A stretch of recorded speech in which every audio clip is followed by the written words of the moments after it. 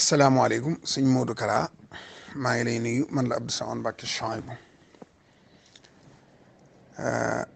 dama gis loo xam ne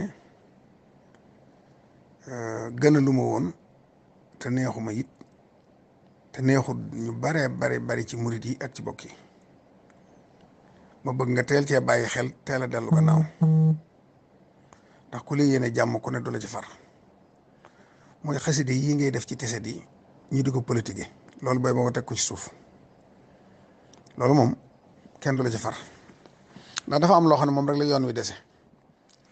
lu ne nit mën na koo def ñu bakko ci waaye boo fa bee xaside Sëñ Tuubaa yi di ko def ci teset ñu di ko politique moom day mel ne fayoo yoon wi lay nuru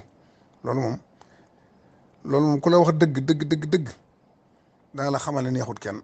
ndax xaside yi ñëpp dañ ko bokk xam man ñoo ci yem maag yow Sëñ Tuubaa day sa maam di sama maam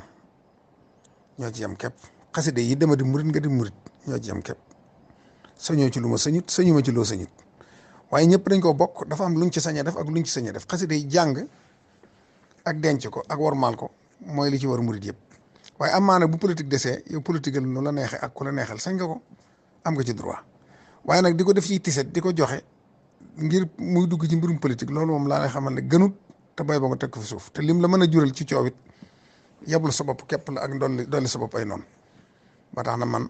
damay ànd ak yow ci dëgg te lu ma gis loo xam ne gënut ci yow ma seetlu ko wax waaw yooyu moom amut solo tey ba nga teg ko fi suuf.